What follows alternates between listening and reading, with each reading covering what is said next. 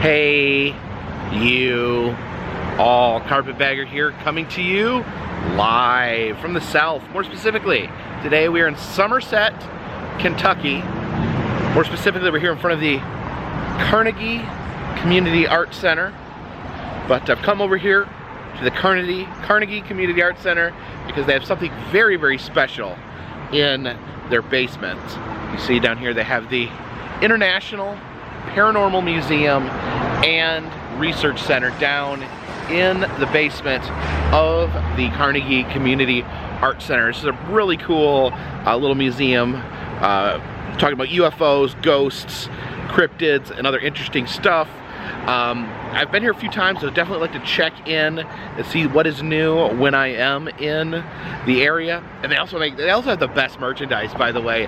My red Mothman shirt that I wear in a lot of videos, this is actually from the International Paranormal Museum and Research Center. They make some really cool cryptid-based t-shirts. So please, follow me.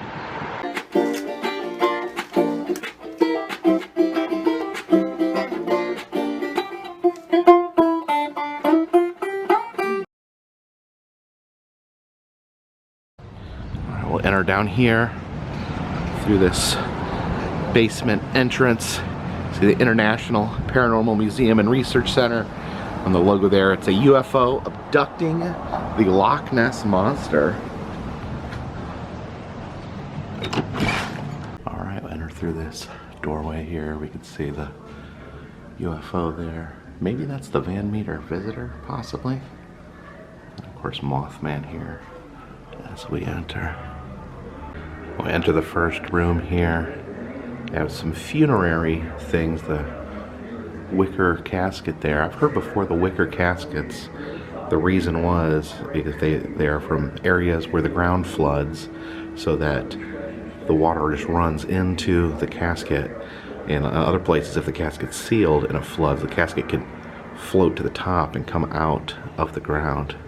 There's some embalming items here used to preserve dead bodies, different tools to insert chemicals in, and that is I think the handle off of a casket. The coins here, they replaced over someone's eyes. The reason that was is to pay the ferryman to take them to the world of the dead. Some true crime stuff here on this wall. Got Charles Manson's fingerprints, along with some beard clippings and toenail clippings. So I don't know, whatever you do, let's not clone him. There's some grave dirt from Ed Gein, one of the most notorious killers of all time. He was the inspiration for Norman Bates, Buffalo Bill, and Leatherface. All three of them were inspired by this one gruesome man. Oh, look at this. This is dirt from John Wayne Gacy's crawl space. That's where he you know, stored his bodies. He wrote a whole poem about Santa Claus. A poem about Santa Claus by John Wayne Gacy. That's crazy. So this was from, as it said, Ken Smith from Roadside America? Yes. He came in here probably like 2 or 3 months ago to film and like write his article in here, which was a big step for us. Oh yeah, I love Roadside America. That's kind of my inspiration. Yes, and he came in here and he called us. We didn't even have to ask for him to come in here. He called us first and he was like, you know, and then once he saw our collection, he's like, I have these from John Wayne Gacy and I want to donate them. So he just happened to have a personal letter from John Wayne Gacy. Christmas card that he has given. So that's his Christmas hand card. painted there by John Wayne Gacy. That's crazy. And then he even like wrote inside it. What's his top writer? May the joy and peace of the holiday season be with you today and always. Merry Christmas and a Happy New Year. Oh my gosh. His last thing that he was given was, I think this was his price list while he was in prison. So for his different paintings that he did. Drawings, yeah. Oh yeah, so these aren't on display yet, but that's really cool. Because when you have something like this, you kind of gotta find the right thing to put it in. Yeah. And we just And then of course, had a his chance. letterhead there. He has the clowns Yeah. on the letterhead. That's crazy. Now this is crazy. This is the H.H. Holmes murder castle, but this actually was printed in the Chicago Tribune in 1895. They actually published a map of the H.H. Holmes murder castle here, and there's crazy things. Look at this: the asphyxiation chambers, no light with gas connections, the death shaft, I guess, where we would slide the bodies down to turn them into skeletons, the maze, the hanging secret chamber, room of the three corpses, mysterious closed room. Oh my gosh. Some little bits and pieces of bones there. It's a jaw, it's a rib there, some sort of internal organ. Down there we have a T-Rex tooth, as well as a two-headed duckling. See a piranha in the back there as well. Here's Cheng and Eng, the original Siamese twins. They're actually buried near Mount Airy, North Carolina. Here is some of their grave dirt. I've actually been there several times to visit the grave of Cheng and Eng. This room in here kind of focuses on hauntings and spirits and ghosts. You can see the ghost trap right there, and then down in this cabinet is full of ghost hunting equipment. Now, I've been on ghost hunts before. I am a very, very bad ghost hunter. I have very little patience. It's the same reason I can't go fishing, because I just don't have the patience to sit and wait for ghosts or fish, for that matter. But here are some of the tools of the trade for hunting ghosts. I know you have your EMF detector, where you can detect electromagnetic fields in the air. It's a thermal imaging detector where you can detect changes in heat. Then of course the spirit boxes down here are a big part of ghost hunting, where they flip through different radio stations, and then sometimes I guess the idea is that the ghosts will manipulate the sound from the radio station to create words and to say things. It's pretty interesting. I've been to a few instances where I've been listening to spirit boxes, and they said some things that absolutely floored me. This is an aeropod. It's also known as the REM pad. It basically detects if anything is around it. So they put this down and then stay away from it. And then if it's activated, usually that means it's something moving around. Possibly like energy or spirits or something of the like. You can also see the dowsing rods here. They'll hold the rods out, and if the rods cross, it's like a way to communicate, making the ghost or spirit cross the rods as a way of communication. So they have some haunted objects in this case here, but one of the creepiest haunted objects is this Gladys the mannequin, a haunted mannequin from a local department store. They said that she would move around the store. She would just pop up in different spots of the store, moving herself to different locations. Even says that one time a customer turned on the light in the bathroom and she was just sitting in the bathroom. That would definitely terrify me, I must say. It also says they've noticed her move here at the museum, that her eyes will blink or shift. And a very lifelike face. You can. This is one of those older mannequins that are meant to be more lifelike than the ones that we see today. But yeah, she's pretty amazing. See some haunted dolls here. This is Jane the doll. And then we have the baby doll from Henryton State Hospital. You can see its head has been melted in a fire, but it says that people, while the museum is closed, people have heard crying coming from inside, coming from this area where the baby doll is. It said that someone was walking by the museum, said there was a baby crying inside. They got it open, and it led them to this doll right here. So that is That's fairly spooky. Over here there's a padlock from the infamous Waverly Hills sanitarium over near Louisville. And here's a piece of ghost hunting equipment gone bad. This pendulum here that was used by the museum in ghost hunting expeditions. It says that a psychic said that she saw evil energy oozing out of it. So that they had used it too long. So something dark and evil attached itself to the pendulum. So they agreed to never use it again.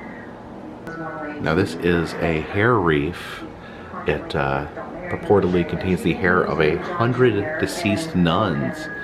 But they actually say over here on the description that they've been unable to independently verify the story behind it. So that's very respectable that they will put up notices if they're not able to 100% verify stories. They'll let you know. Oh, look at this. We have a cursed leprechaun. This is a leprechaun named John Jameson. He was on display in an Irish pub, and normally leprechauns are a symbol of luck, but apparently this is a very unlucky leprechaun. It says that the bar closed down. The owner had a serious car accident. The next owner had serious illness after he took the leprechaun. It actually says that leprechaun has had 8 owners, and each one had either a car accident or severe illness. It even said that the museum curator, Kyle, had food poisoning the day after, very bad food poisoning the day after receiving this leprechaun. So, yeah, a very unlucky leprechaun here by the name of John Jameson. You can see this envelope here is marked Haunted Quilt. And there we have it, a haunted quilt. That's my worst nightmare right there. A haunted quilt. That's a quilt that can actually do some serious damage. Miniatures of actual real life haunted houses of the McPike Manor in Alton, Illinois. There's the Lemp Mansion from St. Louis, and then the Amityville Horror House right there. I've driven by that one. There's not a real good way to film it because it's in a private neighborhood, but yeah, it's still standing. Down here they have some stuff on the Bell Witch, little pieces of wood and objects there. That's definitely something I'd like to learn more about, the Bell Witch case. I know there's the Bell Witch Cave, is a tourist cave, but they actually don't let you film in the cave, or at least last time I checked. I may need to look back into that. Up here there's posters from different attractions, and a lot of these I have been to. You have the Museum of the Weird in Austin, that's amazing. Wolf's Museum of Mystery, that was in St. Augustine, Florida. It's a really cool museum of oddities and dark history. The Expedition Bigfoot, it's an awesome Bigfoot museum in Georgia. International Cryptozoology Museum, went there a while back. It's in Maine. Of course, the Mothman Museum in Point Pleasant, and the Museum of Witchcraft in Cleveland. I've been there. The only one of these attractions that I've not been to is Trundle Manor, and I did try. There was I had some difficulty trying to schedule, and I don't know. I think they had some trepidations about me filming, but you know, I've heard a lot of good things, and I may try to get back in touch with them and see if they'll have me at the Trundle Manor. There's a research library here. There's Ancient Aliens books there. Here's the weird U.S. books. These are great. This is definitely what one of the things that helped get me into traveling and roadside attractions. But up here on top of the bookshelf, there's a fuzzy Sasquatch. But I have no idea what this monstrous creature here is. This case here has some voodoo items in there. You see the different voodoo dolls. It says this is Exu, the trickster there, and have a statue of Marie Laveau, the voodoo queen of New Orleans, and a little replica of her grave there. I've actually been to that grave. People would put the 3 X's and make a wish on the grave. They actually closed the cemetery to the public because of how much people were ruining the grave by putting the 3 X's on it. Now it is strongly prohibited. You're not allowed to put 3 X's on the grave and make wishes. Down here we have some other religious items. We've got Baphomet there, next door to Jesus Christ. Some tarot cards as well. These are like occult items, some witchcraft items, black salt, some other various occult items. Like you have a little Zoltar wish there, and there is Kreskin's ESP kit. I guess it's a board game made by Milton Bradley. You can purchase that, and I guess it will teach you ESP at home. You can see the different cards, see if you can read the cards without looking at them. It's pretty fascinating. Maybe I should hunt down a copy of that and see if I can learn ESP. The talking boards there. This one's got Baphomet on it, some upside down crosses. Here is a ceremonial robe from the Oddfellows. It's a secret society. They're kind of well known for using human bodies and skeletons in their secret rituals. Now, as we prepare to enter the Cryptid room, notice there is 13 pennies attached to the top of the door. These are to keep the Rougarou away. The Rougarou is a Louisiana shape-shifting werewolf creature, and it says that the one way to tell that a human is a Rougarou is that they have 6 fingers on each hand. Now the idea is you put 13 pennies over top of your door. The Rougarou will try to count the pennies on its hands, but once he runs out of fingers, when he gets to 13 he has no more fingers, so he has to start again, so he cannot enter. So when I move back into my house, first thing I'm going to do is put 13 pennies over top my door. And up here there's the Barbie and Ken version of Mulder and Scully. There it is. Yeah, you can tell. Barbie and Ken there as FBI agents seeking the truth about the paranormal.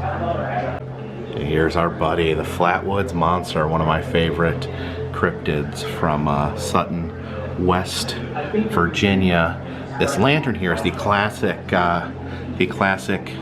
Flatwoods Monster souvenir. It was actually made by a ceramics company that actually started in the 1960s, and they still make them to this day. There's a menu for the Spot. I've eaten at the Spot. It's a restaurant that features the Flatwood Monster out in West Virginia. Yeah, such a unique shape. I like him because he's just one of the oddest shaped cryptids with the unusual colors. Over there you can see a can of Flatwoods Monster themed beer. It says it's called Braxy. Of course, the Flatwoods Monster is sometimes called Braxy because he's from Braxton County. It's another one of my favorite cryptids. And you know, West Virginia and Kentucky, to me, has some of the best cryptids between the two states. So the Hopkinsville goblins. They're actually like space monsters that came down in Hopkinsville, Kentucky, and attacked a farmhouse. They actually had to fight them off by shooting them with guns. You can see down here they have replica of the farmhouse. You can see the goblins there trying to get in to the house as the family desperately fought them off. Now they did used to have a Little Green Man festival to celebrate the goblins, but unfortunately they've not had that since the pandemic, so hopefully they'll restart that someday. Yeah, there is a life-size Hopkinsville goblin there to give you some idea of what you'd be looking at if a horde of goblins were trying to get into your farmhouse. I'm not really familiar with this show Hellier, but I may need to check this out. It's apparently a paranormal investigative show. They actually came to this part of Kentucky, and it says that they investigated goblins, so must be looking for the Hopkinsville goblins there. Oh yeah, you can see it says greetings from Hellier. It's a little happy little goblin there. What's that? Oh, what's this? It's a show about goblins, but I definitely love goblins, and I probably will give this show a look. We're here in the UFO section. Have the Roswell alien here. It's meant to look like the aliens reported at the Roswell incident. This is actually something I didn't know. This is I've seen this sculpture many times and reproductions of it, but apparently this was made by Steve Johnson, who apparently is a special effects guy who also designed Slimer from Ghostbusters. So that's a cool piece of trivia right there. Down here into the alien case, some very interesting things. Have here. These are alien-themed Bud Light cans. I guess there's a theme at this museum, the different cryptid-themed beers.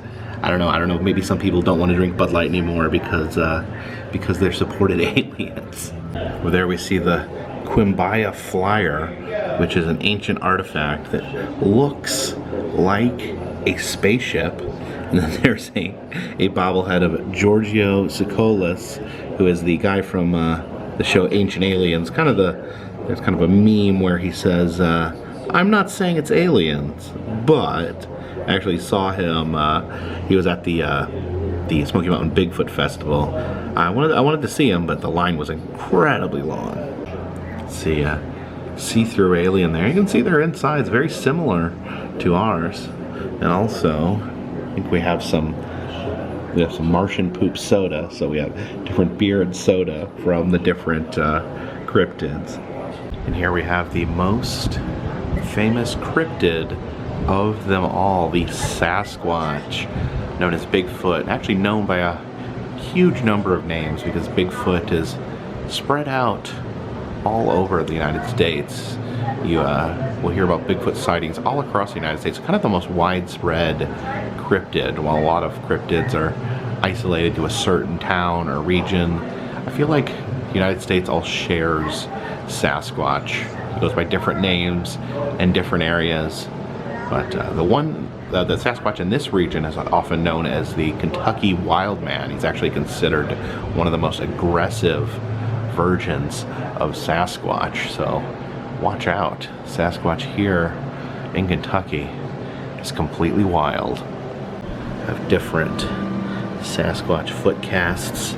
In here there's a hand print. There's some Nutella, I guess that would help attract Sasquatch. This down here, this is called the Goliath cast, one of the largest Sasquatch casts ever made. They say that it is believed that the Sasquatch this belonged to is 12 to 15 feet tall, which that's absolutely horrifying. I can see these horrifying Sasquatch masks there. I guess that one, the light color, would denote that is the Yeti from the snowy mountains of Nepal. Down here is some more of these prints. These are knuckle casts there. See the different sizes and shapes of the various big feet. They call him Bigfoot for a reason. He has very large feet. Looking down here into the Sasquatch case. Oh, look at that terrifying Yeti there. And this is Boojum beer. This is funny to me because Boojum, the brewery of Boojum is actually in Waynesville, where I live. And the Boojum is a hairy mountain cryptid, although sometimes I've heard it described more as a mountain troll than a Sasquatch. But the Boojum loves collecting gems. That's kind of his thing. You see the gem there on the logo. And my daughter-in-law actually used to work there at the Boojum Brewery. So that's really fun seeing that here. It says Bigfoot, Salt Fork State Park in Ohio. I guess a commemorative foam foot. We have Bigfoot the game. I still want to get that and play that sometime. It looks super fun. Down here, this is a tree knocker. They knock, the researchers will knock on trees to try to attract big feet, or Sasquatches rather. You can see a stamp there from Expedition Bigfoot. It's a great Sasquatch museum in Georgia. And that's one thing I like about this particular museum, is they pay homage to other locations and other museums, other roadside attractions that feature cryptids. Much like this, they have this field guide from the Everglades Skunk Ape Research Center in the Everglades. I've definitely been there a few times. The skunk ape, the Florida version of Sasquatch. There we got some skunk ape beer there as well. I love the overriding beer theme connecting all the cryptids there. It's another can of Sasquatch beer up over there. Yeah, I've not heard of Salt Fork State Park Bigfoot. I'm always hearing about new Sasquatches. I need to, maybe I'll do a trip one day where I just visit go to every Sasquatch area in the country in one big road trip. Maybe eventually I'll run into a Sasquatch. This is Folk, Arkansas. I think I'm saying that wrong. Everyone always corrects me. Folk, Arkansas. They have the Boggy Creek Monster. You see the postcard back there from Monster Mart, which is a Sasquatch-themed convenience store. Like I said, I love the shout-outs and tributes to all the other great cryptid roadside attractions here at this museum. So this carving here of Bigfoot is made by Stuffy DeStefano. Says that he's done chainsaw carvings for other roadside Sasquatch museums. Says he has a piece at Expedition Bigfoot in Georgia, as well as the International Cryptozoology Museum in Maine. Here we have the Mothman section. Everybody loves Mothman, one of the most fascinating cryptids of all time. You can see the wooden Mothman sculpture there. Got a replica of that Mothman statue in Point Pleasant, West Virginia. Oh, there's a record there. It's the Mason County Mothman by Dorsey A. You can see the Mothman Funko Pop. They have two versions of Mothman Funko Pops. I actually have both of them. This is the Fallout 76. The Fallout 76, I'm not that much into video games, but I know Fallout 76 featured a lot of cool stuff from West Virginia, including some of the famous cryptids. So definitely love to see Mothman represented. Some newspapers from the collapse of the Silver Bridge in Point Pleasant, the kind of the culmination of the Mothman sightings.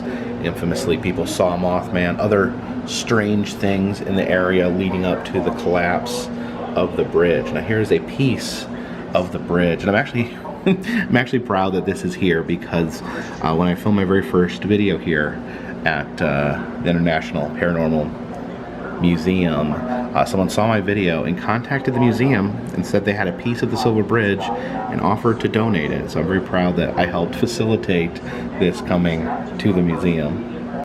This is horrifying Mothman mask here, as well as, you guessed it, some Mothman beer. Oh, he also has some hot sauce.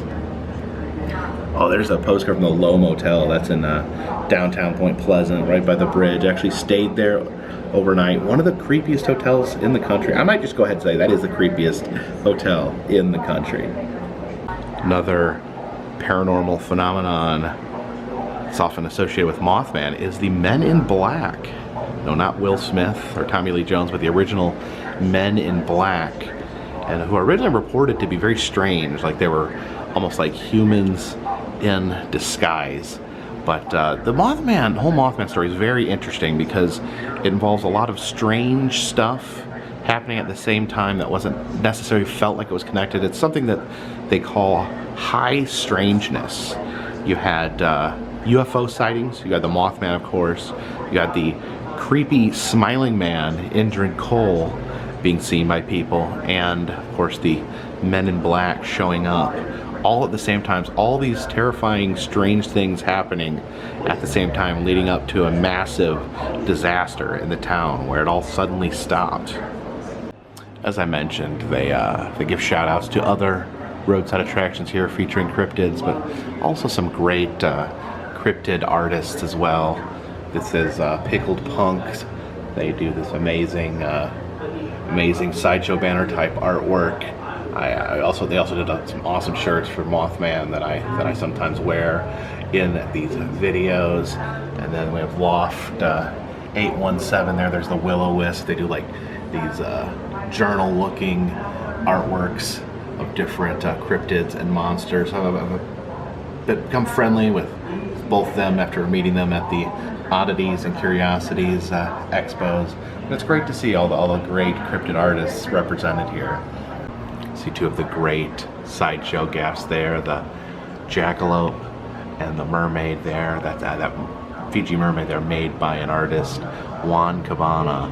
I actually own one of his pieces, one of the treasures of my true treasures of my collection. Makes these wonderful mermaids that have been featured on Weekly World News. So I got them. Also, not sure, is that maybe some sort of lake monster there, fleshy lake monster taxidermy. There's another wonderful Fiji mermaid by Juan Cabana. Makes his mermaids are made out of 100% fish parts. Also a huge fan of Little Shop of Horrors. I just love to see the flesh-eating plant there. Plushie of Nessie there. Down here, of course, some Nessie beer and soda.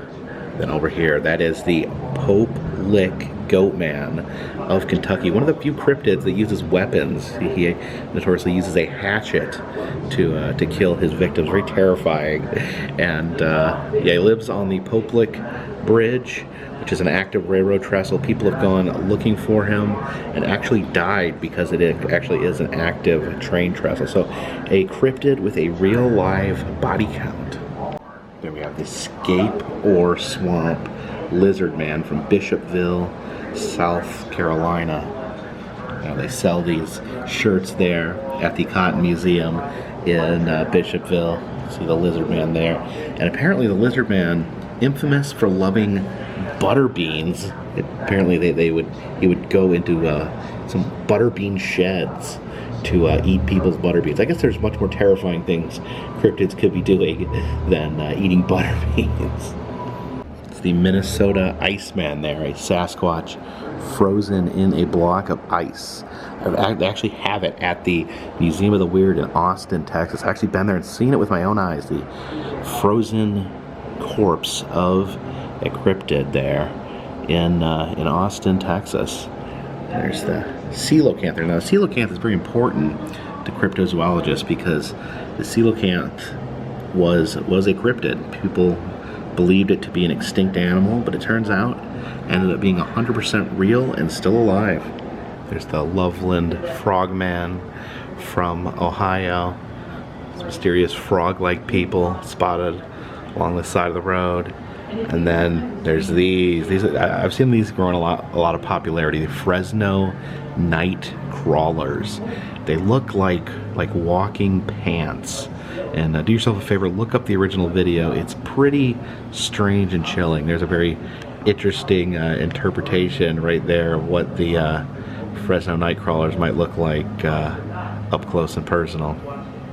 And they represent my boy Hodag there from Rhinelander, Wisconsin. A very outlandish cryptid with a kind of a hilarious story behind it. And they have some Hodag root beer there. Now this back room was not open last time I was here, but it now houses a very special exhibit. This is the Ghost Night Spook Show. This is was a local Halloween display that would come up every year. But here at the International Paranormal Museum, they've given it a year-round home so people can enjoy it outside of the Halloween season. See the 3 witches there cooking something in their cauldron. Oh, it's dead corpse heads and skulls that they're mixing up in that cauldron. It's a zombie hanging out over here in the cemetery. It says, "We have a debt to nature due. I paid mine, and so must you." We got Frankenstein. He's wearing this big wool coat. Now, one of the movies he wore this this wool coat. I forget which Frankenstein movie that was. So I know it's a little shrunken head staring at us from back there. Oh, look at this guy's a chef. Wonder what he's been cooking up. Oh, it's brains, hearts, and bones. Yeah, keep up the good work there. Looks delicious. A little creeper there on the ground. There's a couple of real ghoulish fellows here. There we go. This guy here, this guy here is kind of happy. He's got his jack-o'-lantern carved for the year. I love this guy's whole vibe. He's got the fez cap. He's got a squid face, holding the Necronomicon, some sort of a Cthulhu-like creature. A mad scientist's lab back here. He's got some evil things that he's cooking up. Oh, you can see the skeleton back there locked in the prison cell. Oh yeah, there's a whole bunch of super spooky skeletons. Oh, what's that guy like hiding behind the door there? Some sort of head in a jar down there. Look at the doctor doing some research there. He's actually a half human, half fly monstrosity. As we exit through the gift shop here, I do love the t-shirt designs they have. I own these 3 here, and I have the Mothman in blue as well. That's one of my all-time favorite shirts. Thank you for joining me here today at the International Paranormal Museum and Research Center. I just want to mention, only $4 to get in, so I think a wonderful and inexpensive stop here in Somerset, Kentucky. I did want to note they are struggling to keep the building here. Apparently this building belongs to the library and it's used for other things, community art and things like that. And unfortunately the library apparently is trying to sell it.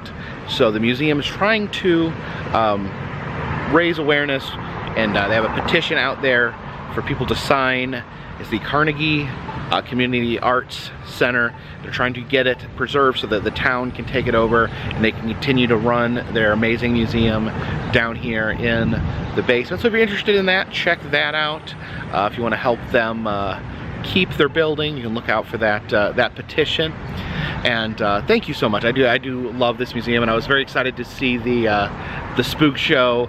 That's apparently it was a local Halloween display. They decided to give it a permanent home here at the International Paranormal Museum. I love, because you know, I travel to all these different museums, all these different roadside attractions featuring cryptids and paranormal things, and it's really cool that this museum kind of embraces the community. They have stuff from all these other stops that I've been to. They have stuff incorporated in their museum. They have artwork from some of the cryptid artists around around the country. I've met these artists at different conventions, at the Oddities Expo. So great that they kind of embrace the whole community around cryptids and the paranormal. So I love this stop, and I would definitely encourage anyone to come by and visit it. And again, thank you so much. If you like these videos, please subscribe. I travel around the country. I film roadside attractions, amusement parks, museums, haunted houses, and other fun random stuff. If you'd like to help contribute to the channel, consider contributing to Patreon. $3 or more will get you a postcard once a month from me to you.